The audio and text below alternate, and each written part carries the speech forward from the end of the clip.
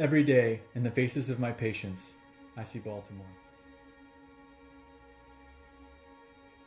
I see the toll that poverty wreaks on neighborhoods, on working families and their children. I see the true costs of drugs, alcohol, and chronic violence on our communities. I see what systemic injustice does to our most vulnerable citizens and to our whole city.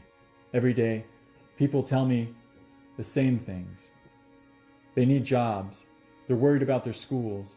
They're scared to raise their families in a city with so much violence. Unemployment, crumbling schools, and violence, these problems don't come from the quality of our communities or the character of our neighbors. They come from poverty.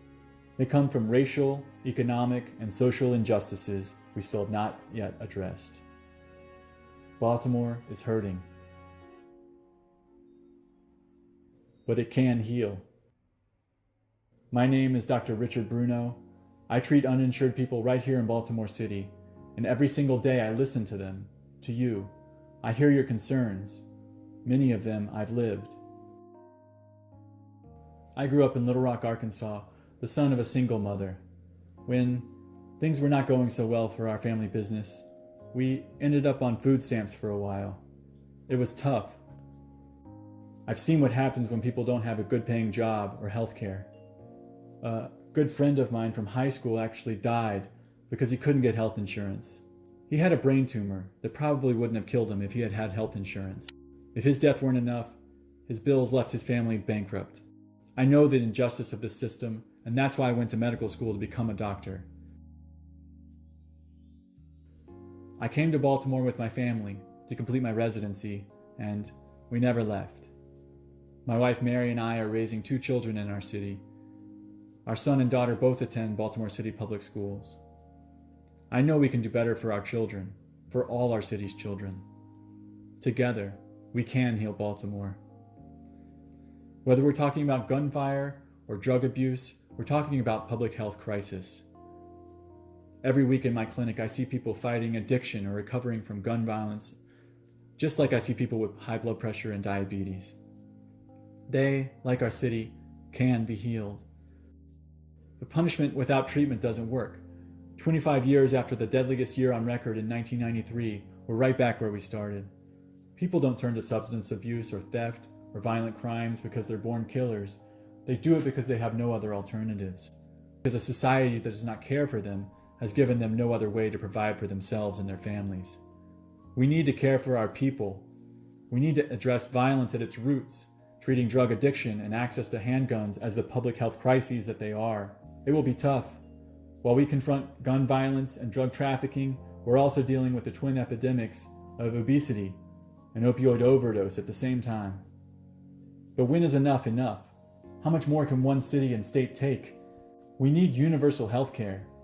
We can't rid our city of addiction or sickness and poverty if we don't all have medical care.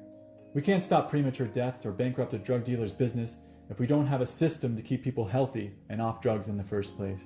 Middle-class Marylanders can't stop worrying about debt and premiums and high deductibles until we get for-profit health insurance companies out from between you and your doctor.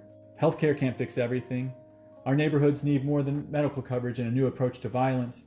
They need family-supportive jobs and real empowerment. It takes well-paying, secure jobs to raise a family and to keep a community strong. Moonlighting and side hustles and part-time gigs can't sustain a household, much less a neighborhood with this cost of living. We don't need to pin our hopes on saviors like one big company coming to town and promising to employ everyone, as long as we pay their taxes for them. We need to invest in local businesses and companies dedicated to the community, not companies ready to rush into Baltimore for a tax break and then leave. We can support local entrepreneurs, startups, and companies looking to grow right here in our own neighborhoods. By supporting startups and companies right here in the 41st, we can drive up not just the employment, but true empowerment and independence. Few people need jobs more than our young people. And to prepare our young people for good paying jobs and for our community life and active citizenship, we need to start with our schools. Everyone says our schools need more money, more resources, and they're not wrong, but it's deeper than that. Freezing classrooms, leaded pipes, and failing test scores aren't the result of a couple of years of underfunding. They come from decades of systemic underfunding and segregation rooted in racism.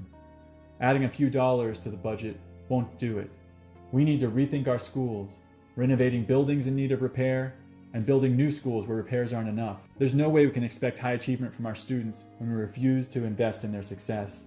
Skeptics will say there's no money, that we can't afford better for our children. Not true. Ultimately, public education is the state's responsibility. And if Baltimore children are not getting the same resources as children in the county, we need to fix that in Annapolis. Education, jobs, healthcare, violence. Our city has its challenges, but it has so much strength in its neighborhoods and its activists. There's no reason to think that with new leadership we can't harness our strength and overcome our challenges. Right now, our city needs you. It needs all of us. Join us, and together we can heal Baltimore. Get involved today. Visit bruno4md.com. That's Bruno, the number 4, md.com/join, and sign up with our campaign. Right there on that page, you can sign up to volunteer on a movement to bring healthcare and jobs and education and peace to Baltimore. If you can't get out there with us, we understand. Your donation at bruno4md.com will help us all on our mission. I also want to hear from you. Reach out to our campaign on Facebook.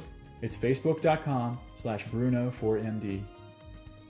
I'm Dr. Richard Bruno, and I'm asking for your vote on June 26th, or the week before, June 14th through the 21st. If you live in Baltimore City's Legislative District 41, you have 3 votes for state delegate.